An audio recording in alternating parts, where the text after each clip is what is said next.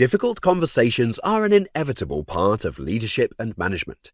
You might need to provide some tough feedback to a client or an employee, manage a stakeholder's expectations, or give a less than favorable performance review. No matter what the situation is, there are plenty of tactics you can use to handle difficult conversations with employees effectively. Here's 6 quick tips to help you get started. Tip 1. Acknowledge responsibility. The first step is to acknowledge your role in the situation. This might mean you didn't tackle the issue early enough, or perhaps you've contributed to the problem in some way.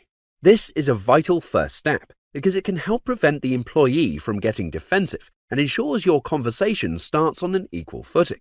This is not about blaming yourself, but about demonstrating to your employee that you're taking the issue seriously and are willing to take responsibility where necessary.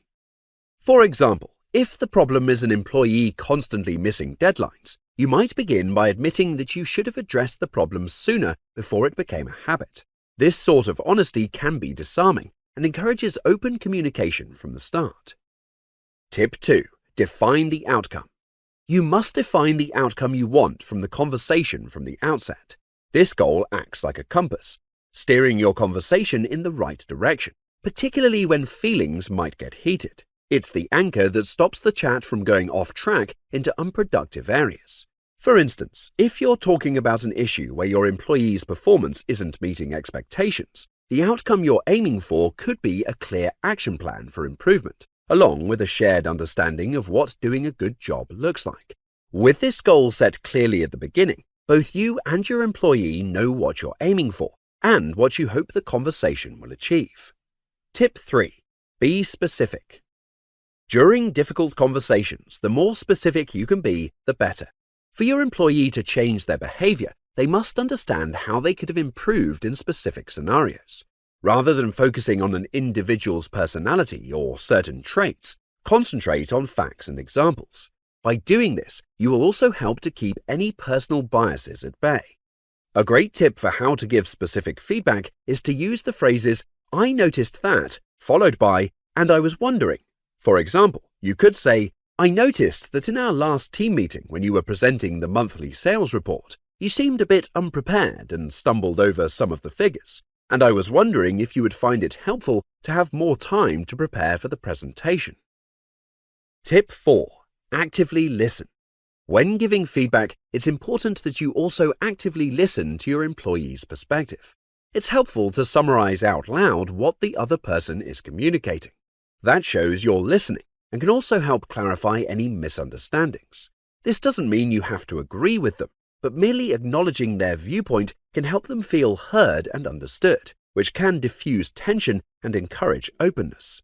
If an employee explains they're struggling with their workload, you could say, "I understand that you're feeling overwhelmed, and it's completely valid. Let's work together to find a solution." This approach not only validates their feelings, but also redirects the conversation towards brainstorming a solution together.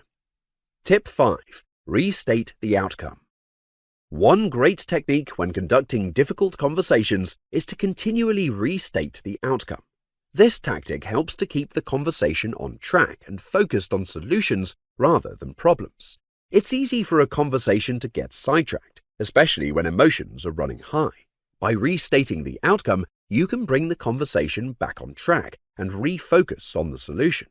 For instance, if an employee becomes defensive or upset, acknowledging their feelings and then bringing the conversation back to the defined outcome can help to de-escalate emotions and refocus the discussion. Tip 6. Reflect and learn. After the conversation, take time to reflect on what went well and what could have been improved.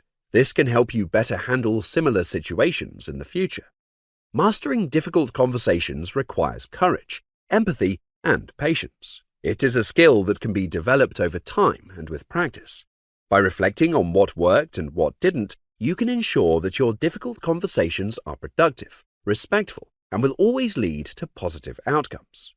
Remember, the ultimate goal of these conversations is not to reprimand or criticize, but to foster improvement, understanding, and a better working relationship.